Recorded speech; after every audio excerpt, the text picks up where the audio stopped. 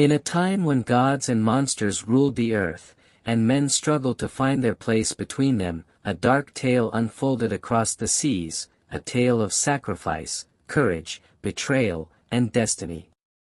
Long ago, the powerful island of Crete was ruled by King Minos, a man both feared and admired. His kingdom was mighty, his fleet ruled the seas, and his enemies dared not challenge him, especially not Athens, a city that had once rebelled and paid a heavy price. Years before, the son of King Minos, Androgeos, had been killed treacherously during a visit to Athens. In revenge, Minos waged war on the city and forced it into submission. As part of the brutal treaty, Athens was condemned to send 7 boys and 7 girls every 9 years to Crete, a living tribute. But they were not sent to work. They were sent to die. Deep beneath the palace of Knossos lay a terrifying creature, the Minotaur. A monster with the body of a man and the head of a bull, born of a shameful curse. It lived in a vast maze known as the Labyrinth, a prison so complex that no one who entered could ever escape. The Athenian youths were thrown into this maze to wander aimlessly until they are caught and devoured by the beast. Athens mourned every cycle. Families shattered, futures erased.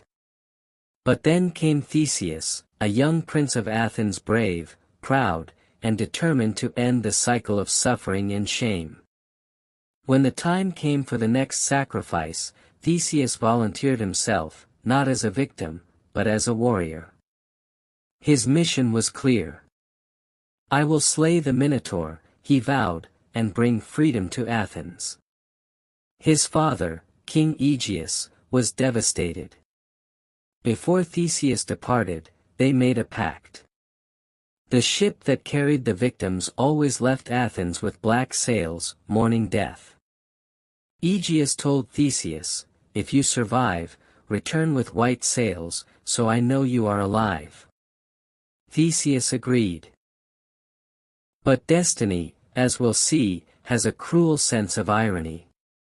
Upon arriving in Crete, Theseus and the other tributes were paraded through the streets like lambs to the slaughter.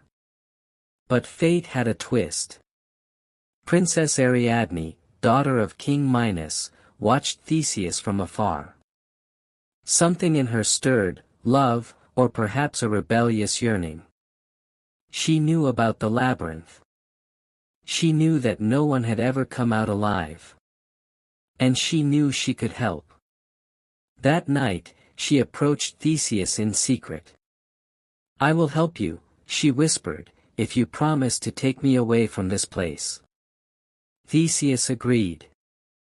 Ariadne gave him a ball of thread, a gift from the inventor Daedalus, who had designed the labyrinth.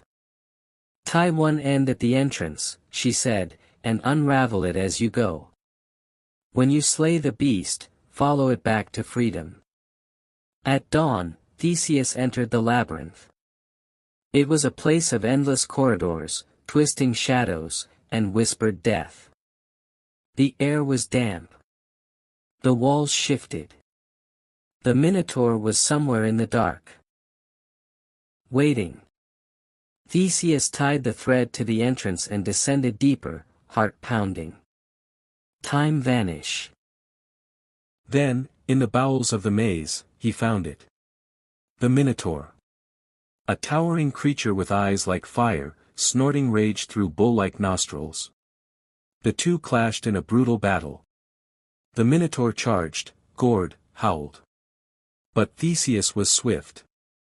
With all his strength and skill, he drove his sword through the beast's heart. The monster fell. The nightmare was over, its blood rage was over. Following the thread, Theseus retraced his steps and emerged from the labyrinth, alive. He fled with Ariadne and the Athenian youths, sailing under the cover of night. But what happened next is clouded in sorrow. On the way back to Athens, Theseus abandoned Ariadne on the island of Naxos. Why? It was said that the god Dionysus appeared to him in a dream and told him to leave Ariadne on the island if he wants to return home peacefully. Ariadne stayed in Naxos and married Dionysus, while Theseus returned to Athens. They never met again. Then the worst happened. Theseus was overwhelmed and distracted, forgetting to change the black sails to white. From the cliffs of Athens, King Aegeus watched the sea anxiously. When he saw the black sails approaching, his heart broke. Believing his beloved son was dead, the king leapt into the waters below and perished. The sea where he died has since been known as the Aegean Sea. Theseus returned a hero, but at a great cost. He had slain the Minotaur, freed his people, and broken the curse of tribute.